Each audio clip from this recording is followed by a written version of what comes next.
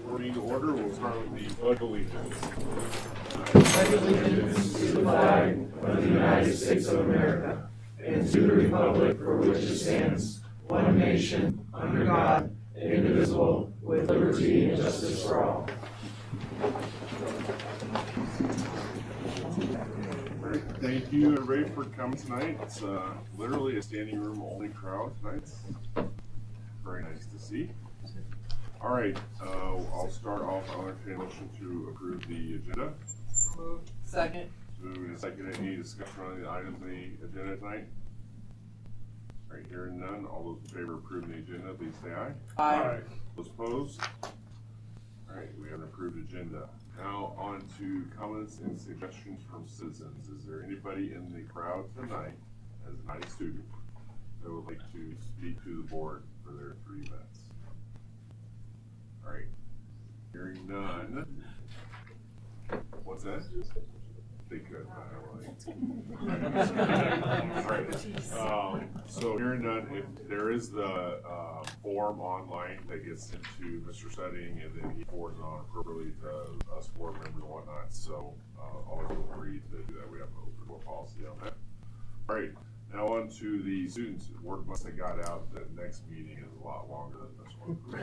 So, we will ask you to stand up, state your name, and also what you learned with your teacher, one of your teachers here in the classroom, your favorite part of 6th class.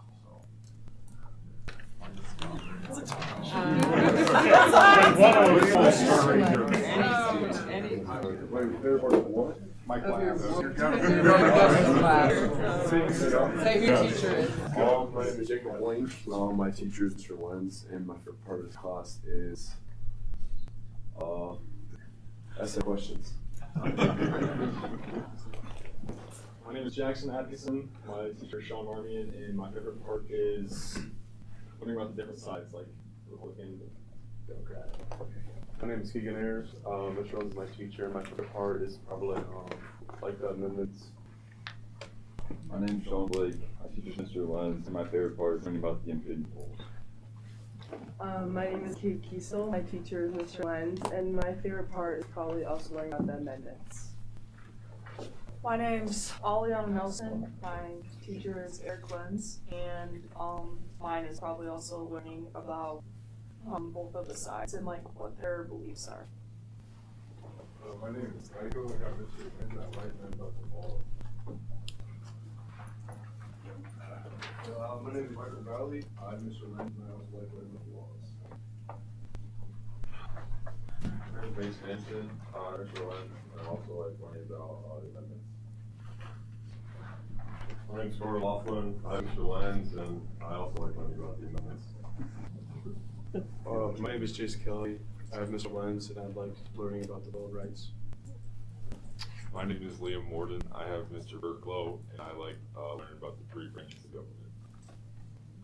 My name is Brendan Wilson. I teach Mr. Lenz. I enjoy learning about the Constitution.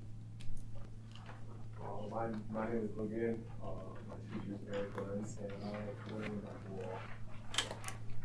My name is Colin Lewis. My teacher is Mr. Martin, and I enjoy learning about the structure of our government.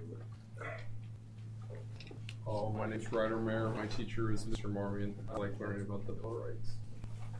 My name is Miller Haight. I'm Mr. Lenz. I like learning about the conservative and liberal sides.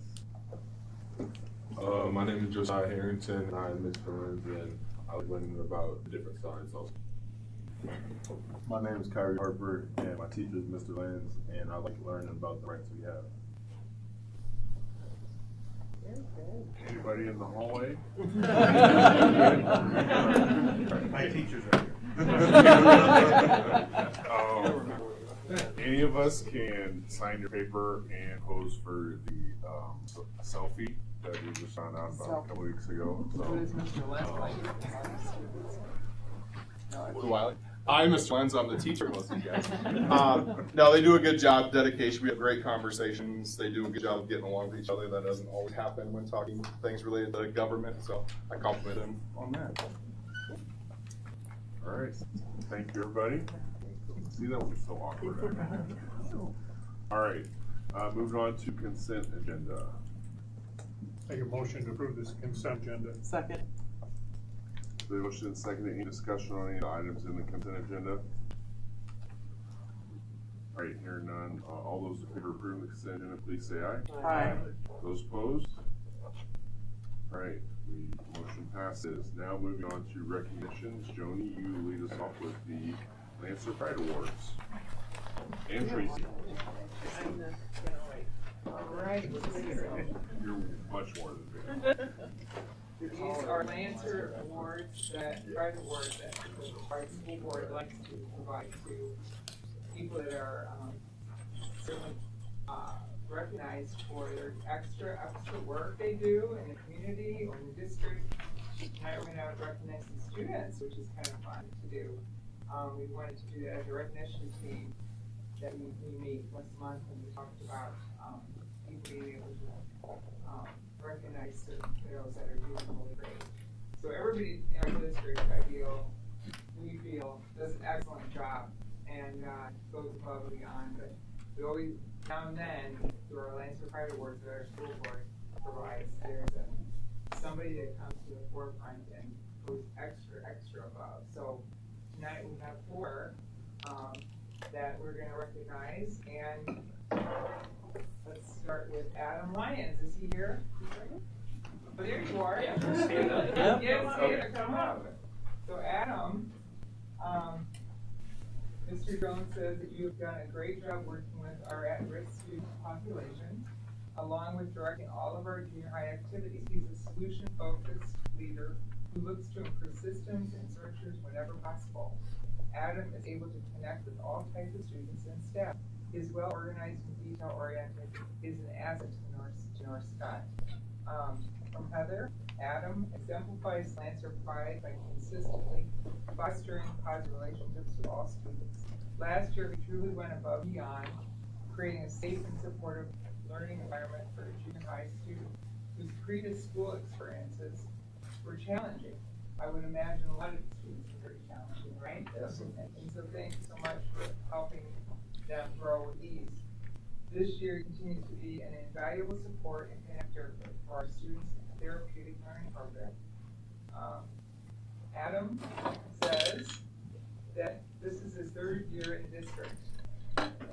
My first 2 years, I was a special education teacher at junior high and also coached cross country and track. Over the summer, he had the opportunity to accept a new position at junior high as a student support coordinator and athletic director. I also, he states, will he still be able to coach track in the spring. Job change has offered him an opportunity to experience a lot of growth and learning opportunities himself.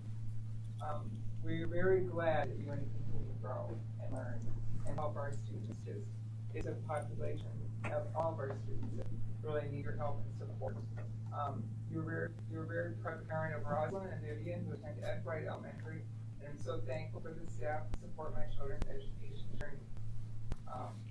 So, anything you'd like to say?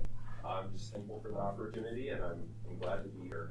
Oh, we're glad you're here. We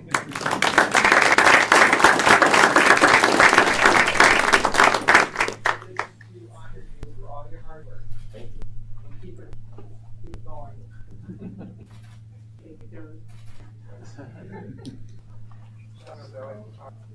Okay, thank you, Adam. The next, Chantel Wallace, is she here? There you are. How you walked in. From a parent, Brittany Stinger. Is she here? No. Okay. You showed her around the school with no problem, answered all the questions, and made it safe showing my daughter the help she needs. You know, is Antoinette here? Okay. You greet all the kiddos with a positive and funny, loving attitude during afternoon drop-off. By being so outgoing, my kiddos talk about her all the ride home. I've heard a lot of them talk about you in such a wonderful way. So, you're currently serving as a preschool aide at Allen Shepherd, where she works with 3 and 4-year-old kiddos. She had a positive, engaging learning environment. She joined the district at the close of 2023-2024 school year and this is your second full year in the role. In addition to her work as an aide, she has earned the substitute teacher authorization. Wonderful.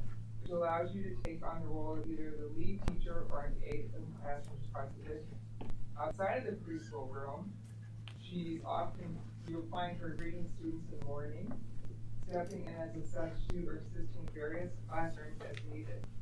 Working with children is not just a job for her, it's a lifelong passion, and truly enjoys helping young learners grow, explore, and reach their full potential. Whether in the preschool classroom or across the district, she's dedicated to fostering a warm and welcoming atmosphere where all students can thrive. Oh, thank you so much, Chantal.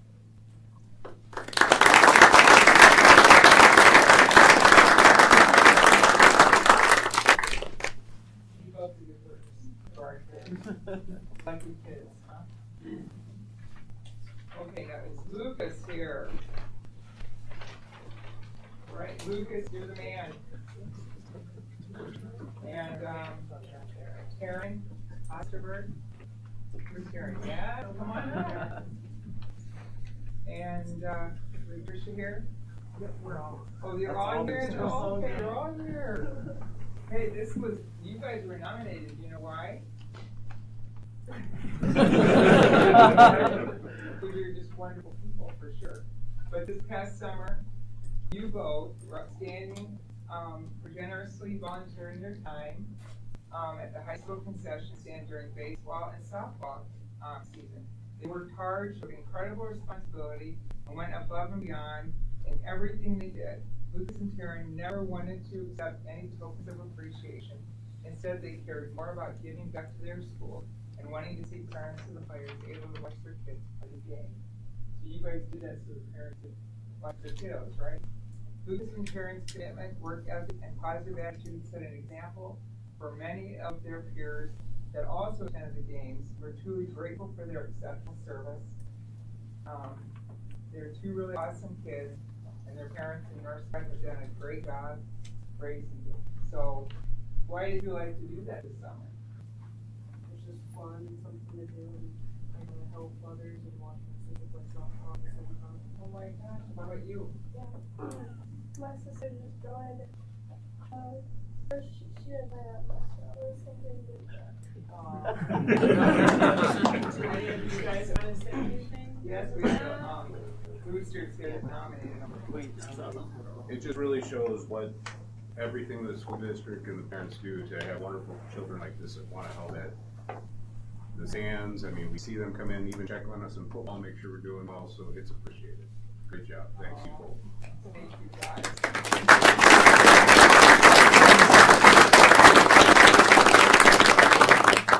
What grade are you guys in? 6, 7, 7. Okay. Just a little time. Keep volunteering. Good, awesome. We love you. And we have one more, and this person doesn't know she's getting it. And we have Michelle Skidell come up. You want me to take it down? So this is in recognition of your commitment, dedication, excellent performance of all you do for Northwest. She's our communication director and well, many other things, but she does truly make a difference. And we know firsthand on our recognition board, our advisory group, that she does so much. She's constantly wanting to make our district better. You'll see her constantly at with a camera, or a notepad, whatever else you take with you all the time. But we thank you, Michelle, because you're doing an awesome job. Thank you very much.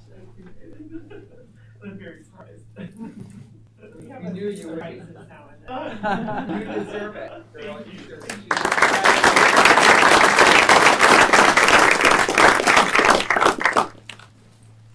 Great. Thank you, Joni.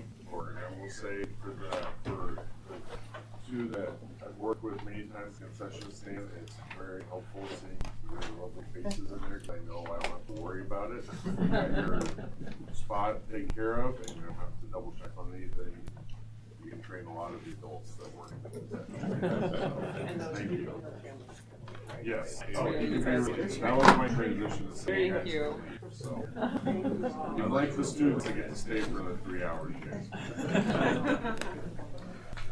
Thank you. Thank you, guys. Thanks for being here. All right, moving on.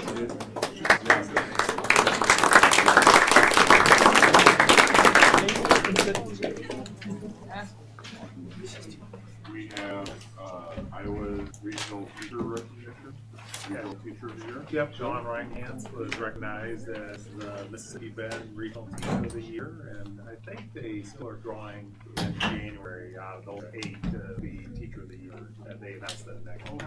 So, congratulations, John. Well deserved. Yeah, very much so. Next up, we have our all-state music auditions, and concert will air on Iowa Public TV at over Thanksgiving break, and we have ton. An all-state band, Mason. Mason Burnett was honored. Zach McMahon, Tegan Schmidt, Kate McMahon. Then we had all-state choir, Marlon Kashut, and then Nora Davis. Rachel Erickson, Ben Lytle, Charlotte Madden, Natalie Sirk, Gabe Skiles, Ben Hill, Grady Hurst, Brooke Lasher, Hayden Lasher, Grady Hurst, Caitlin Peck, Brendan Raddick, Adeline Reese, Nolan Reese, Sierra Van Hurst, Zach Wise, Charlie Peterson. And then we also had some that were honored but not called back, and that's Lauren White, Charlie Connor, Taylor Van Dahl, Zeke Skiles, Anthony Van Stahl, Hayden Timmerman, and Cale Ness. So congratulations to all of them. And our volleyball team, state champs. I know at the time we did this, they were qualifiers, but they are now our state champions. And football, we qualified for the playoff again this year, so congratulations to both those teams. Thank you, Joe. All right, moving on to bills. Jill, I'll turn it over to you. Yeah, the bills, this board meeting total $455,699. Items that I picked to highlight include a payment to the Riverbend Food Bank. The North Side Student Hunger Drive collected $1,986, and that payment is forwarded on to them. There's a payment to Encore Roofing for $120,500 for the resurfacing of the roof at the wrestling facility, and a partial payment to Earth Works for $40,110 for the Leinster rental. Thank you. Thank you, Jill. I'll entertain a motion. Motion to pay the bills. Second. Motion and seconded. Any discussion on any of the bills? So I mentioned it for the Food Bank, Hunger Drive there with the volleyball game. Nice play. It's pretty good night entertainment. So hope they do it next weekend. All right. All those in favor of approving the bills, please say aye. Aye. Those opposed? All right, motion passes. All right, on to American Education Week proclamation, Joe. Yes, we have a proclamation. This American Education Week is always the week that we celebrate as a school district because it celebrates all employees. And so here's a proclamation. Whereas public schools are the backbone of our democracy, providing young people with the tools they need to maintain our nation's precious values of freedom, stability, and equality. Whereas by equipping young Americans with both practical skills and broader intellectual abilities, schools give them hope for and access to productive futures. And whereas educated employees, by their be they custodians or teachers, bus drivers, or librarians, work tirelessly to serve our children and communities with the care and professionalism. Whereas schools are the community linchpins bringing together adults and children, educators, volunteers, business leaders, and elected officials in a common enterprise. Now therefore be resolved that we, the North Scott Community School District, do hereby proclaim November 17th through the 21st, 2025 as the 104th annual observation of American education. Thank you, Joe.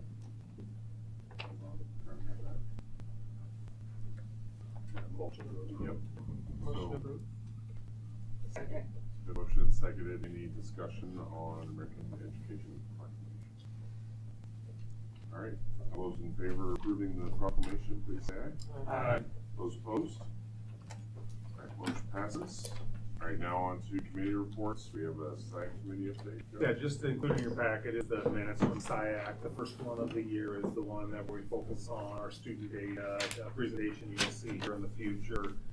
Talk about our title program, our school, our student enrollment, things like that. That would also be the group I'd recommend as we look at moving forward in the transition and searching. They would be a group you may want to pull from as a community input.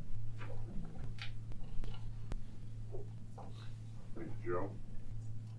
All right, moving on to reports, we'll start with our administrators. We'll start first with Tim. Perfect. The thing I want to highlight is just our families. We had our first families of the year where we just have different each teacher and para within the building has a group of kids that they get to work with. A small group of kids, 5 to 6 kids. They're going to be a student from each grade level. They get together. We do team building activities. I look at Mason and I look at Keegan up there, and I think Mr. Heckinson as well. They got to participate in those things. It's just a good way for us to build community and network of different students within the building. It's fun to see that. We did that after our Halloween parade. We did a team building activity where they had to take a roll of toilet paper and they made a mummy out of somebody. So just a fun activity for them to do. That they had to. The toilet paper tear is a lot easier than what those kids anticipated. But it was a fun activity for the kids. But again, just getting those kids together and creating those smaller communities within our building. So what I wanted to highlight from Grissom, this past month we had our first monthly reading challenge, which is something new that we're doing this year. And we are challenging students to, this past one, to visit their local library, get a picture of them checking out a book or reading or doing something. They have to send it into their teacher or the front office. And then at the end of the month, we had over 70 students who participated in that. And we celebrated by having a popcorn bar where they had popcorn and all kinds of candy and toppings and things they could put on there. And so we've already started our November reading challenge, which is taking a picture each week as you're reading a picture book at home with somebody.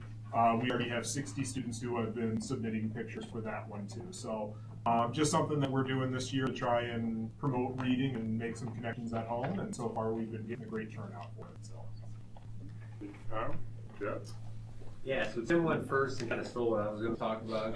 Well, we used to do families at Allen Shepherd as well, but then when we had our early out Fridays started, it's a little bit harder to fit them in. And so what we went to is more of a community building activity where we have a class each about 5 or 6 times a year with our older grade levels 5th and 6th take on a kind of a student council role. And they work with Mrs. Huber and Mrs. Kelly, and they do an activity then where we get some mixed age groups. So, for example, like kindergarten, 3rd and 6th. And then they got together and we do it throughout the whole day so all classes get to participate. And this last month we had our first round of it. And we read the book, The Dot, and then the kids got to create their own dot for the artwork because we were looking for something in our new hallway that we just put into the library to decorate that. And so that actually tied right into our decoration of that. And the book had a nice message about building confidence in yourself. And so that was kind of our family's activity for last month, but similar person kind of. Thank you, Aaron. I guess I will just again highlight our village. I feel like we have one of the best. We are small, but we are mighty. And there were a few things that happened this past month, and one big thing that's happening this month that I'd like to highlight. So during parent teacher conferences, we had a Dine to Donate event with Bread Pizza in Donahue. And we ended up together. It was their busiest night in their entire 15 years of business. So it just kind of shows how supportive our community is. Also, for the food drive, our school had the most amount of food collected of all the participating schools. Again, just kind of showing the generosity and the care of the people in our building and our community. And then lastly, we have Grandparents' Day coming up this month. So Again, if you want to see a community come together, I would encourage you, board members, central office staff, visit us on Grandparents' Day. It's on Tuesday, the Tuesday before Thanksgiving, as always, and it's from 9 to 1. There are just so many people that come together to make this special event what it is every year. One of the cherished traditions at our school, and I hope to see you there. Turkey dinner also, so, and bingo. Chad? All right, so junior high, definitely want to shout out again to Donna Ryan-Gens. Blessed to have her as a staff member, touches many lives, awesome teacher. So that was a big moment for us as a junior high. Our FFA went to the national convention and scored in the highest, again, ranking for the junior high and the high school. But wanted to call attention to, during our boost, our enrichment boost, our industrial tech students got together with our athletic director, Adam Lyons, who you met earlier with the Lancer Pride Award. And we're trying to organize our closets, get a little bit more organization going. And so they ended up measuring out and cutting all of the wood that you see there and building this facility for us. So it was an awesome enrichment opportunity for our students during Boost. Chad? Andrew? So I have 5 things listed. Casey Hinty is into the the Iowa Thespian Hall of Fame. She gets inducted here next Saturday up at Cedar Falls UNI. We received $35,000 from American Water. Hats off to Michelle Skidall for kind of putting that together. Worked with Michelle Metz and the robotics kids. They really revamped room 167 out of the RIC, the Lego League. For the elementary, junior high is a pretty cool setup, and then the robotics kids put together their wish list and got it all, and they're it's really cool to see that and what that robot can do, and they broke off into teams and who programs it and all their logistics there was really cool to see. Jess Grunwald took some healthcare students to the group OBGYN. They got to meet people and see the different jobs in the nursing field. It was a really productive day for them. Then what's the next one? Is it Clue? So obviously Stacy is doing a great job with a lot of people, but that was Clue not last week, but the weekend before. And then last but not least, our volleyball girls were state champs. So it was a really fun month at the high school. Heather? Last month, October 31st, was always count day for weighted enrollment and special ed. Teachers did a great job. It's a lot of work. They have to make sure all of the IEPs are held, finalized, and submitted. So they did a nice job this year. Thanks to principals backing me up on all that too.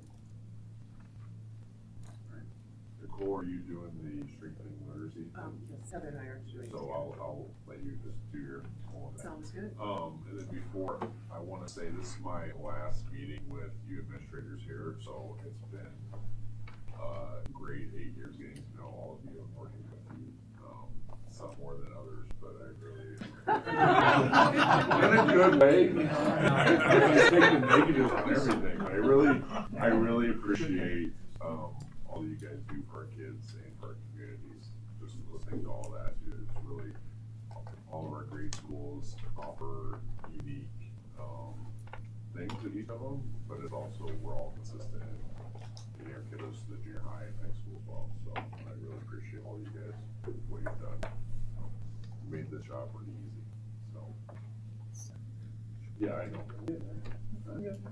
And Scott, I also enjoy working with you too in a different capacity as far as construction goes, but you've got a facility update for us. Yep.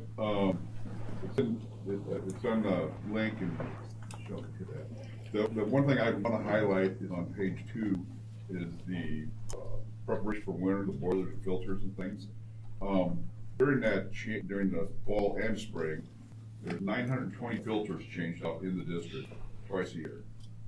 And then in the fall, we do the belts, and there's 96 belts changed out on every piece of equipment. So hopefully we don't have to worry about working on it in January when it's 5 degrees outside.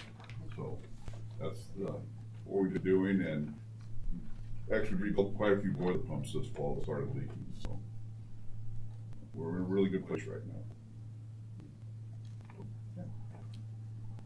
That one. That's it. Okay. Yep, that's it. Anybody have any questions? So this, Scott, is the timeline you go, like the filters every year? It's usually the same time, about this time. Okay. So, this time in the spring, with all the filters. It's always great to go on the tour with Mr. Stedding in the fall and get to see all the stuff you guys have done all summer and get so much. It's amazing. The last slide on there is the facility vision update, and the 4 RFPs is out there. The one decision we need to make is, are we interviewing all 4? Are we interviewing 3? Are we interviewing 2? If we're not interviewing all 4, how are we going to select the top 2?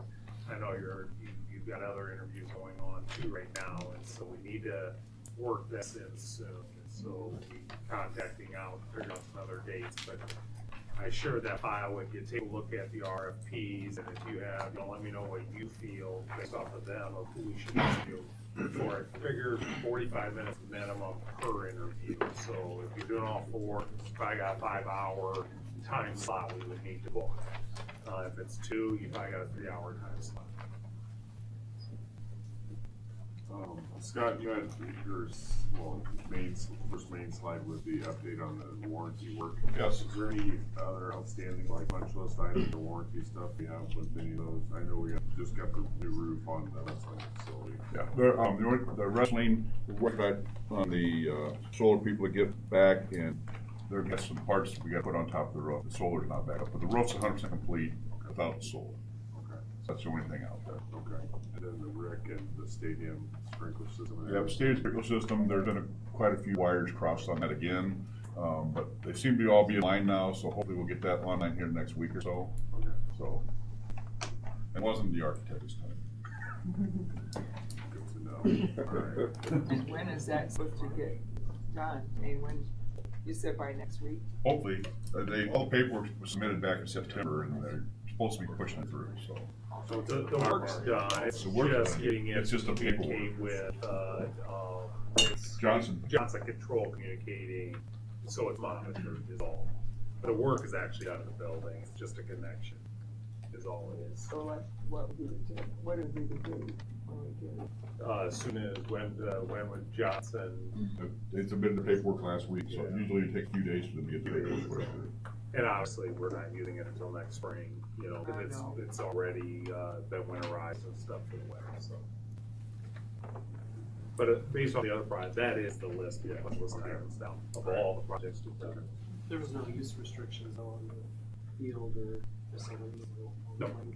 No, it's just that final piece of the requirement for it to be monitored, in the times we're using it, so. It's just like a fire alarm system in all of our schools, instead its sprinkler system has that same monitoring system, so, yeah.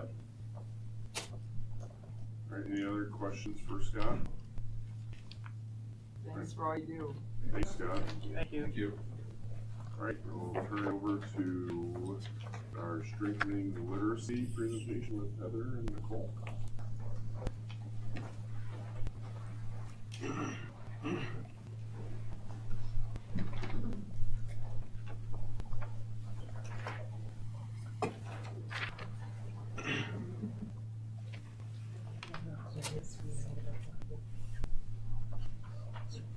Okay, so we're going to talk about literacy and or English language arts really through the lens of MTSS.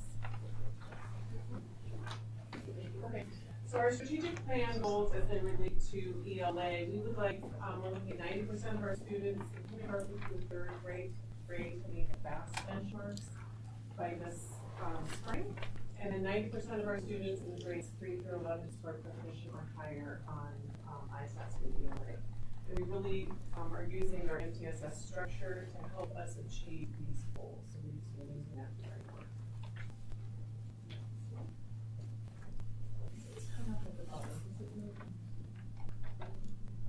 You can see it all. Yeah, sure. We'll just slide up. So this is our FAST scores combined kindergarten through third grade. And we have a lot of data. This is just a quick snapshot. So this is our screening data, and it goes fall to spring from 2021 to 2025. And you'll notice that in red, from fall to spring, we drop back just a little bit, and we really like to go up. So the red line comes down just a little bit, we come back up in the fall, drop back a little bit in the spring, and you'll notice this kind of up and down, up and down. the state is the gray, and you notice a little bit of the opposite effect. In the fall, they're a little bit lower, and then they pop up a little bit in the spring, and then again down, and then back up in the spring, down, back up in the spring. And as we go across, what you'll notice is the gap is narrowing between the state kids that are proficient in North Scott. It's much higher than the state of it, right? So something that we're watching, and one of the reasons they're looking at a piloting some ELA across the district. So that is our kindergarten third grade kids. This is our screening data. Now here's our ISAS data. I'm going to scroll up just a little bit. There we go. So this is last year. This is 3rd through 11th grade. Again, the red is North Scott. The gray is the state number of kids that are kids at proficiency. And so you can see we stayed pretty high, above 80%, which is what we really would like to see. The copy up here to the 86, 89, 88, up grade here. And then you notice when we get into high school, our proficiencies drop down a little bit. So that's something that we're certainly watching, again, above the state in our lower grades here, and then on the states here popping up above us a little bit here as we get into our upper grades. So just some data that we're kind of using and watching to think about, okay, let's look at our ELA and see maybe we want to make some adjustments to make sure we continue to improve and make sure kids continue to grow. So again, MTSS is a structure that we use to help us make some of these decisions. So the framework that we have here at the district, we've been really working hard last year and this year to refine it, to ensure alignment along all 5 elementary, but also along our K-12 as a system. Last year we did a really big focus on our building leadership teams and ensuring that once a month they were looking at building-wide data and making data-informed decisions based on that for their building.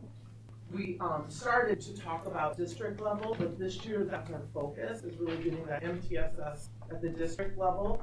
So we will also start looking at district-wide data. The members of that team are our administrative team and Mr. Studying. So we will start with a data dig at the end of this month, just kind of looking at data overall as well as subgroup data. And ELA is one of those groups that we will work with. The purpose is to always ensure we have a really strong Tier 1 core, which this year we implemented new math curriculums to help strengthen that. And ELA pilot is our way we are researching how we can also improve our ELA next year. And all of that leads into refining our tiered systems of support. Hopefully that Tier 1 core instruction will meet the needs of 80% of our students. And then that intervention system is for that 20% possible that need that extra. They'll always get Tier 1, so it's Tier 1 plus Tier 2 and Tier 3. Okay, so a quick overview of where we are with our ELA pilot. Last week, our K-12 all did their first training with our first pilot. So our timeline is November to January for the first pilot. K-6 is piloting something different this time around than 7-12, so they have 2 different curriculum they're working with. They'll finish that up at the end of January. They'll do their second training on their next pilot, and then that will be done February to March. All of our secondary teachers are piloting ELA, and then we have 2 teachers per grade level in the elementary who are piloting, and then we have 4 at the 4th grade level for our teams to work out. So that pilot will end at the end of March, and then those teams will put together and make a recommendation to the school board for how we want to proceed. If we want to recommend that we proceed with adopting the ELA curriculum, or if we want to refine what we're doing. So we just are starting that process right now. Our purpose is really to build, as Heather said, that really strong Tier 1 core instruction, so we make sure all kids are getting what they need at Tier 1 level. We're consistent across our buildings, across the district, so it doesn't matter what classroom you're in, what building you're in, we know that you're getting a strong Tier 1 instruction. And again, that comes back to that MTSS alignment. We know that that Tier 1 really needs to be strong, and then we can kind of with that Tier 2, Tier 3 instruction to support the kids. The Tier 1 is, not quite doing it for us. All right, so the connection between what we're doing, the ELA pilot and the MTSS system itself, like we said, we're really focusing on our Tier 1 core instruction. The pilot curriculums that we are using this year would be at Tier 1. They also have resources within them that we can support our Tier 2 and Tier 3. We really want to make sure that Tier 1, 2, and 3 are all aligned. We don't want to do something in Tier 1 and then have a tiered intervention that's not aligning, including special education. Our teachers in the special ed department are part of the piloting as well, so that we ensure we have a cohesive system along all tiers. The MTSS team at the district level this year, we're really going to start looking at our interventions. Are we targeting the right skills that students need at those interventions? What data are we using to ensure that that is happening? And then another big piece of that is we need to ensure that the interventions that we're using are effective. Are the students making the growth that we need? If you're in intervention, we need more than a year's worth of growth. We need accelerated growth. So the work of our district MTSS team will be to look at that at the district level. And Panorama is a system that we have that collects that data for us, and we can look at the different indicators.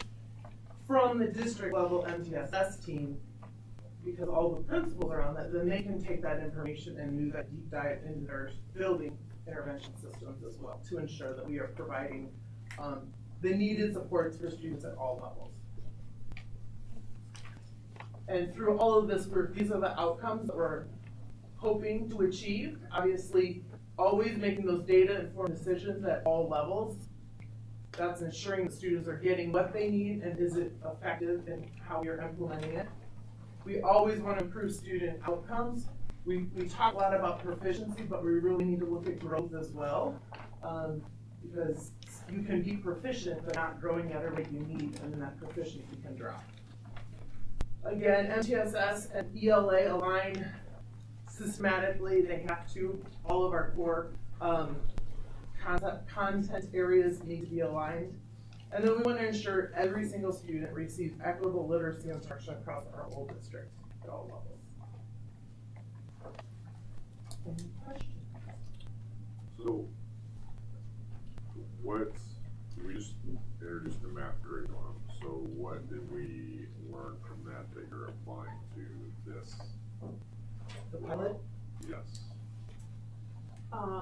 If we would decide to implement, moving forward with implementation next year, I think we learned that we want to do some more learning ahead, and we're already kind of thinking about, okay, what's the best way to launch that to our teachers? Is it to try to do some kind of a soft start so that we can work out the kinks? Is it, yeah, we know that it's hard to take on something new, and with just having adopted math, trying to be really cognizant of, okay, if we layer ELA on top of that, especially with our K-6 teachers, what kind of lift is that? And so, learned it's a few books, and knew it was going to be a huge lift. So really trying to be cognizant of how can we potentially layer an ELA in a way that's suitable for our staff. I think we also learned that the rigor of the curriculum we run this year is a higher rigor than what our students and staff were used to. We're hearing that, it's too much, we can't get through it. The students, they're not getting E's anymore, or they're M's, and how do we explain that? So really maybe front loading that for teachers, that it's new for everybody. The vocabulary in this curriculum is new for everybody. The structure is new for everybody. So how can we front load that for teachers so they're more comfortable getting into it?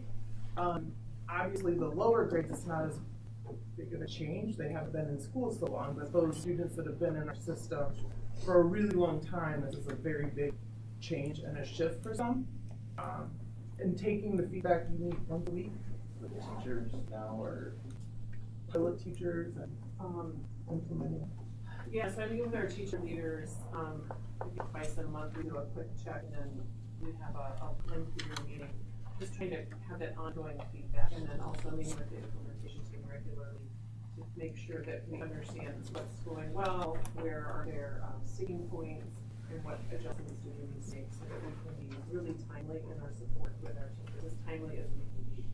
I think communication is huge, and having that be a communication loop, not one way, but it's two ways. So how do we continually get feedback from the teachers so that we know how things are going in the classroom, what additional support they need to have. So And then taking that feedback this year for math and thinking ahead as we bring in ELA, so that we can learn from what we're currently doing to try to help support in a stronger way. Yes. Are you, so the drop in the ISAPs in the high school, do you have any ideas why that might occur at that time? And are you hoping the curriculum might help to bridge that gap and catch those kids up? You know, it could be a couple of different things. It could be, Heather mentioned growth. So we have, our proficiencies tend to be quite high, but our growth data is not where we would like it to be. And so my suspicion is that our students are not continuing to grow, and so as it becomes more rigorous, they start to drop off. You know, maybe I was at the 90th percentile, and then next year I'm at the 80th, and then I'm at the 70th, and then eventually I become not proficient if my growth does not. And is it possible for high school students to maybe in the year they're not taking an ELA class, and then maybe if they, you know, aren't taking it their sophomore year, then they might have to catch up a little bit their junior? It could be, and that's what every year have a they comparison. have to take an English Four years of English, so English 1, English 2. And when we look at math, I mean, that's why it's nice to have a comparison group with the state. We can see how this group may compare to the state, and we start to level off with the state. So, because we could say a lot of things, well, maybe it's high school kids just don't like standardized tests. Well, some, you know, we still have this nice comparison, so that's my hunch, because we know that our growth is not where we'd like it to be. So we're really working on making sure all of our kids get that year's growth or accelerated growth if they're below proficient. And that's some of the work that those district MTSS and building MTSS teams will be working on. We can see student growth data as well as proficiency data.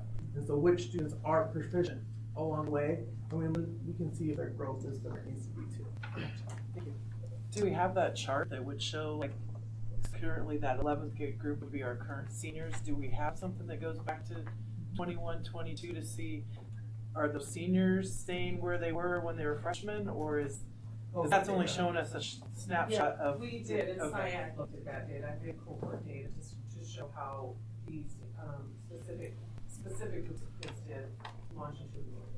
Okay. Right. And do we know if it's comprehension or a vocabulary or grammar, English, language arts in those areas? Specifically why? Well, I'm gonna say no, because they're proficient, and so we don't tend to dig into kids who are proficient, we tend to dig into why kids are not proficient. At the upper grades, it can be for a variety of reasons, absolutely, they don't have academic vocabulary, or they don't have background knowledge, so it's a significant reason why kids are not proficient. And the two ELA curriculums we're looking at have a lot of content knowledge built in to help support stuff like that. Do we have any correlation between, like, the scores we're seeing there with the juniors and seniors and their ACT or SAT scores? And I would have to follow down. Okay, just curious. Any other questions? Yeah, I think just to build on something, if we can get anytime we see data, it's difficult just to get a year. I would like to see we even need year over year, so maybe as a follow-up, if you could give us that year over year, so we could track the class and how they're doing as a class year over year. Then a question I have so if you could get us that after that's fine. Another question I have is, how do you keep your coach, like how do you get the coaches ahead of the coaches or the leader, the teacher leaders ahead of the changes? So are they, hopefully they're not learning, they're learning a little bit along with, but hopefully they're kind of out in front so that they can help the teachers. How do you get the coaches there, the training, the information they need so that they can be helpers to the staff as well? Right, so they are trained in their content area constantly, all of the time. Not necessarily in the curriculum specifically, but they are trained regularly in the content. So we have coaches, especially at the secondary level, who are very knowledgeable about math and taught math, and so they can really stay ahead of instructional practices. It's not terribly difficult to learn the curriculum. The curriculum follows a very specific framework from lesson to lesson, from unit to unit. That's fairly easy to learn, and they do dive in ahead of time to try to learn that. And they're on both of our implementation groups with our coaches to try to keep them ahead. We we also are trying to get ahead with our teacher leaders. Unfortunately, the standards came out pretty quickly, and they continue to roll in pretty quickly, so it's a challenge to stay ahead. I'm not gonna lie. With the math and now the ELA and social studies is in January. Science we just adopted this summer, and computer science will have, they just announced, I would guess by next December, will be computer science standards, so it's hard to stay ahead. Yeah, we won't lie about that. We do the best we can, keeping them trained in the content area, and then bringing them along with the training. But it's a challenge. One follow-up thought, sorry, Yeah. from Tracy was, at the junior high, they have 84 minutes a day of ELA. Now, see the high school, they get one course, so they have 80 minutes every other day, so 40 minutes a day, so cut in half. I had Jack go up 24s, 8th graders, they were at 83%, so then they tested at 70%. And Molly, you can find all those on the Iowa school report card. It would take a while, but we can probably get that too, but that's cool. So just some follow-up on, yep, they still have it, everybody has an English 1 class, but it's every other day for 80 minutes versus a day for, at least in some. But next month, you'll see more data with cohorts on there. It'll be the same data that we just presented to SIAP, where it's more in depth. They just were pulling out the LA today for the MTSS portion. I'm competitive, so I'm hoping to get back up there. A little higher in the reds in the next I do couple have a years. Jody, you had a question? Yeah, you probably, I don't really know the answer to this, I'm not getting specific, but you say this is piloted in March? Yeah, so we'll April, pilot. we'll We'll have the out first one now for recommendation. January. Yep, the second one. So what would February. like an example of recommendation be? They would make a recommendation on if they would like to adopt one of the two that was piloted. That's what they would recommend. So Right, yeah. from Correct. what they're learning and experiencing, okay. So we really have 3 choices to make Yeah, I in was ELA. gonna say. There's 2 series in which they're piloting. So that would become, if they decided we want one of those series, that would become our curriculum. Currently, our curriculum is ours. We don't have a series. We have the book rooms. Right. Math we did. We had everyday math, and they piloted 2 different ones, 2 or 3, 2 different ones, and then they picked the new series that had higher rigor and really they felt it's got to meet the needs of our kids. And so but in ELA, there is the choice of sticking with our own and just putting in the time, the effort to bring our own curriculum to meet the new standards and raise the rigor and make sure it's consistent, especially at the elementary level at all 5 buildings. So there's really 3 choices come the spring that we need to make. So that's a pretty big goal to get up to that 90%, or it appears to be a extremely high goal, which is awesome. Yeah. Some grade Question. levels are close, so we Yeah. didn't bump it up there. How have you already identified, I assume, specific areas that need help? I mean, I know you're going through the curriculum, but do you know specifically, based upon the scores and the questions and the answers on those testing? We what really can needs dig into focus? that, and I know the junior high's done some of that work already through their building leadership teams.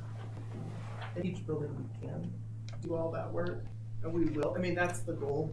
It's a lot of data, so really right now is trying to figure out, we're proficient, that's great, looks good, but we can always get better, and we really would need to focus on that growth, because we know for sure that that's where it is.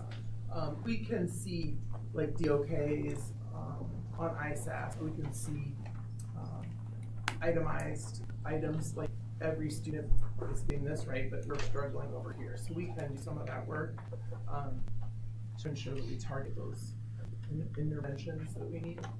But really, we need that core curriculum to touch on all of it really, really strongly, so that we grow as a whole system. As Heather mentioned before, our kids, or these kids here who aren't proficient, we're really looking this year at our intervention activities. If they're not, we're making changes. Do they need additional days? Is it not the right match? The intervention not effective for that group of kids or something? So we're really trying to take a hard look at the intervention for these kids here that are not having intervention. In the last 2 to 3 years, elementary is really, really focused on word work and foundational skills. So the phonics skills, the phonemic awareness skills, the advanced phonics skills. So we're hoping that the last 3 years, we're gonna start seeing that make a difference in our student scores. Anything else for Nicole and Heather? Thank you guys. Thank you. Thank you very much. Thank you. for presenting. All right, moving on to old business, we have the second reading of the policies from the previous meeting, Joe. But all those policies are included, and just a reminder that these are the policies that had to be changed because of the law change, especially the Civil Rights Code law that many of ours had. It had a lot of, had language that had to be removed. And so this first group that we have tonight for the second reading is meeting the new laws that took place in July 1. Thank you, Joe. No, I had no questions called it. I'll entertain a motion. So moved. So moved and seconded. Any discussion on any of these policies? All right, all those in favor of approving the policy listed on under the section, please say aye. Aye. Those opposed? All right, motion passes. On to new business now. We have a presentation on an educational trip to Peru. Mr. Lenz. So, again, this is just information to the board, so there's no voting on this.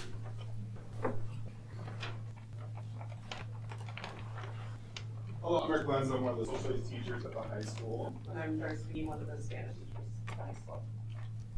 What we present today is the Spanish department has been taking trips every other year, and this year we kind of decided to do it a little bit different. The Spanish department kind of partnered up with social studies. And the location we kind of selected to go in the summer of 27 is to Peru. It's overall going to be a 10-day trip. Kind of one of the highlights of Peru is going to the ancient Inca Empire's location of Machu Picchu, built 15th century kind of thing. If you get a chance, Google it. There's up in the Andes Mountains towards this. Pretty crazy, but so as part of the trip, it's kind of 8 full days in Peru. We go to the capital of Lima, go down a little bit further south to Cusco, which is kind of how we're jumping off to Machu Picchu and have kind of Sacred Valley. And then the last part is to go down to a lake called Lake Titicaca. It has a couple of floating islands and kind of a cultural aspect. We have some pictures later on. You guys can see some of those things. Just in the presentation, we kind of have the breakdown. I should have mentioned Explorica is the company that we're going to be using with this. So you kind of see through the different day-by-day options of what we're going to be doing with each one of them. Kind of getting through our tour, kind of as we kind of finish things up, as far as things that the Explorica provides for us. On the next slide, you'll see that pretty much everything is provided outside of any kind of extra entertainment that you want to do, shopping, that kind of thing. Meals are provided, airfare is provided within the package.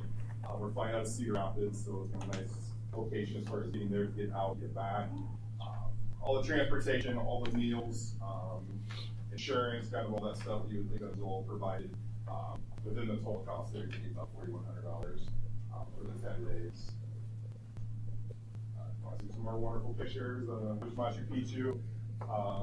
The next one there is kind of the floating islands. As geography actually uses for my classes, lots of different things that we do. Capital city of Lima, got kind of the outsiders beaches and things like that as part of it, and then also kind of old town area where they got kind of old government buildings and cathedrals and things along those lines.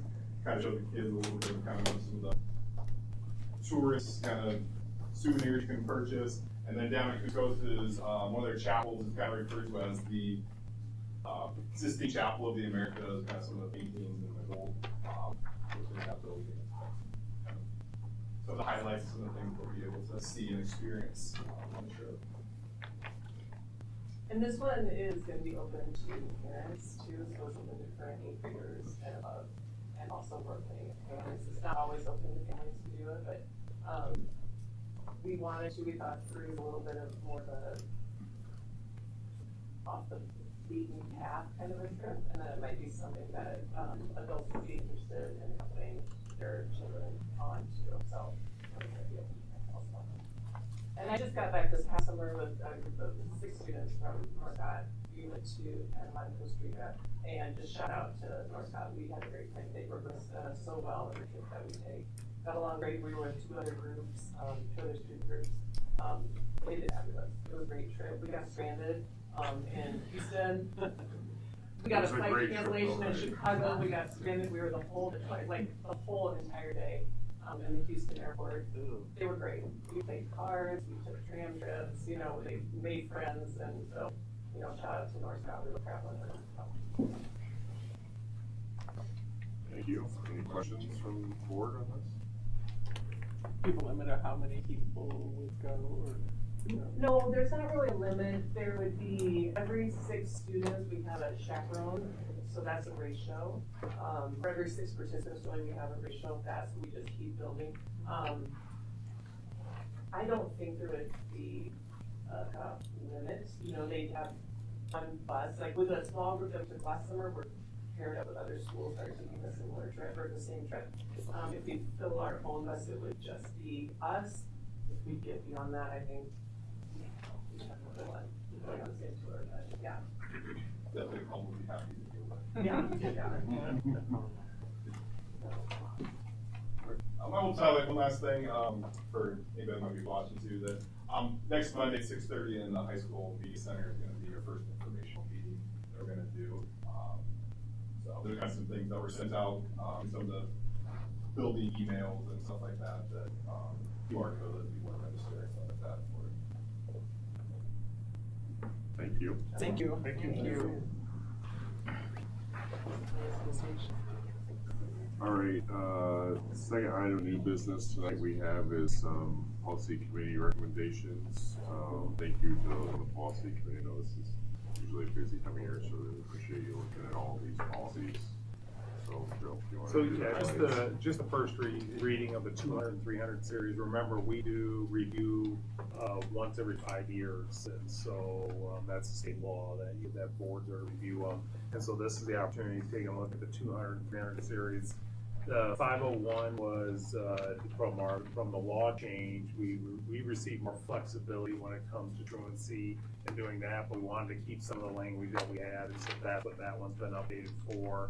And the other ones have been just updated for the laws that are in there. So this has got a chance to take a look at them over the next month. If you have any questions, take a look at them, but the committee's already looked at them and forwarding them off for the first reading. Thank you, Joe.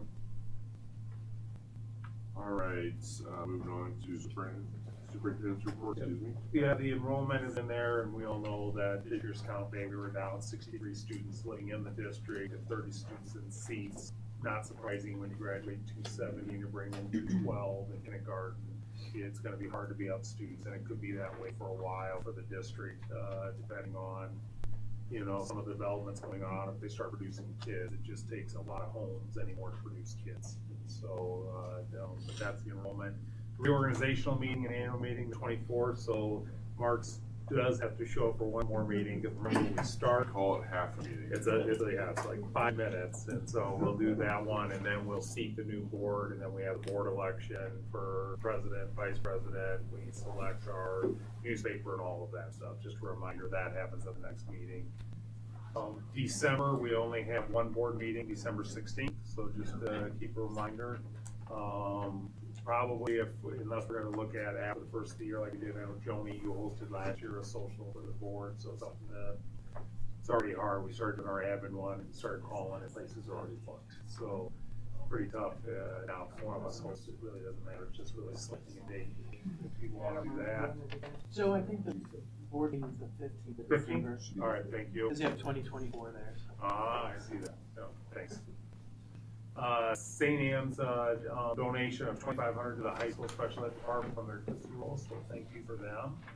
And then I want to pull up the strategic plan, just so we talked about the strategic plan, we approved it, but how do we monitor it and do that? If you see up there, we have what we call the strategic plan hub. Heather and Nicole both have been instrumental in helping with this, and the company working with them on that. But these are all of our goals. So if you look on there, you can see where it says PLC on track.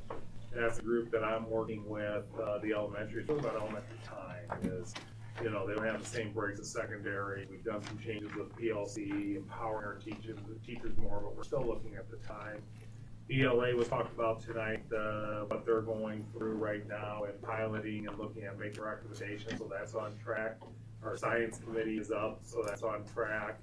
And AI, Dan has been to a meeting. He's also putting a small group together to take a look at what are we doing with AI, what's that training gonna look like, what's our goals in that area. MTSS, you saw, go back up. MTSS is the presentation you had tonight for those two there. And then, of course, math curriculum. I know some of you guys got feedback. It's a lot more rigor. But if you look at our scores, you know, we need 85% of our kids scoring proficient and above just so we can have the amount of people and energy for those other 15%. We start falling below 80%. We gotta really look at our core curriculum. That's the message they were sending tonight.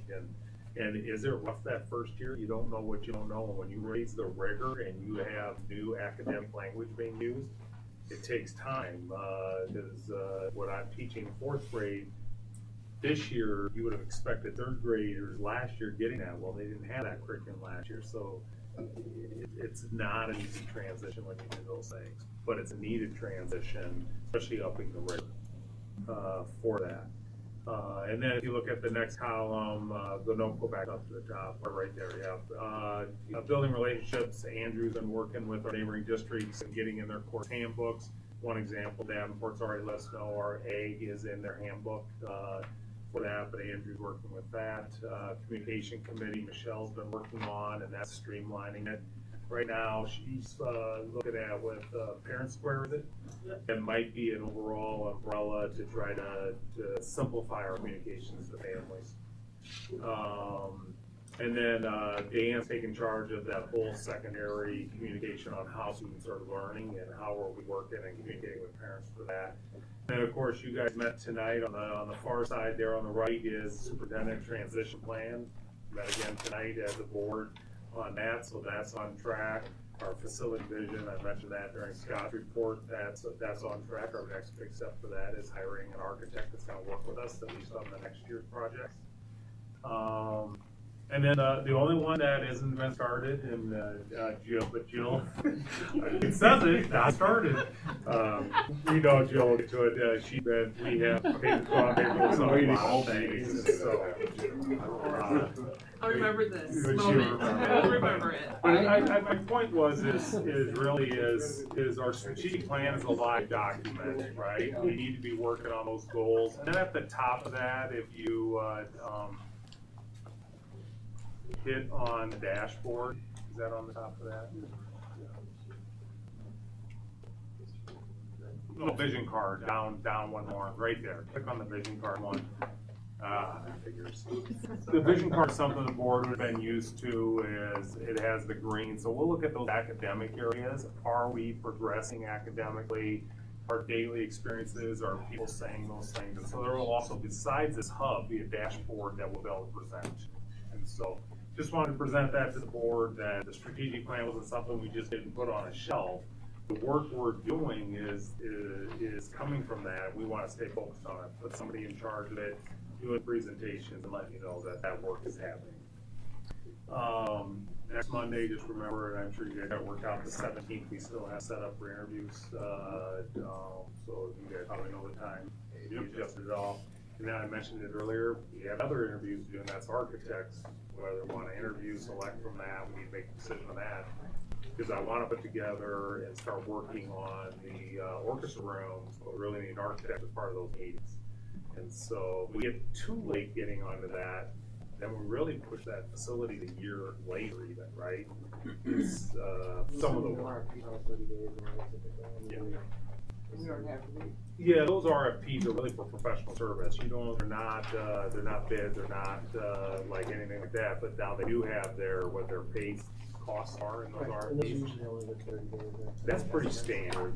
That's more likely to be like that in 6 months from now. If you notice, all but one of them are really close within the exact same amount percent-wise. One of them seems to be a little bit less. But Probably should start getting meetings. put it on the calendar, yeah. Yep. Yeah. So, then we can, I just wanted to mention that. I know it's a lot of extra time, you guys have a lot of extra meetings going on, will be for a while, so. Yeah, sold us the world in I got nothing to 2025. do. And then that's all I have. All right, any questions for Joe? All right, on to board comments. Thank you, Joe. On to board comments and correspondence. Congrats to Tracy and Frank. Yes. And Morgan. And Morgan. She's over there. When I attended the state volleyball tournament, I had an assumption parent come up to me. She saw my North Scott vest that I had on, and she complimented our student section, not only for their great behavior at the state tournament, but that she also wanted me to know that everywhere she had seen our student section throughout this school year so far, that she was very impressed with the North Scott students, and I want to commend all of you, because some of you were probably there that night, so good job. Except one student. No, I'm kidding. Yeah, I would say, You all. since the boys won the state title, I think my first year here, that might have been the largest student section we've seen. A few years ago, Jason and I were at state volleyball when I was up in Cedar Rapids, and I'll bet we didn't have 50 or 60 kids during that tournament, and so it's really nice to see. It was impressive seeing that large of a student body estimated 600 Did we have any left here? I think the number was, at one point was 5.3, so I don't know if it climbed to 550 or not. Which to put in perspective, because I did a little data mining, that is the size of the entire high school that we played in the championships. Wow. So our student section was the same size as their high school. Wow. So it's, I agree. I went to all 3 games too, and Stephanie was there too. It was, and I went back and watched the PBS broadcast. Hearing you guys on that was amazing. It was so loud all the time, and it was truly like a full-on college atmosphere. So Good job. That's great to have student support. such good stuff. All right. Any other board comments, correspondence? Should have the golf meeting.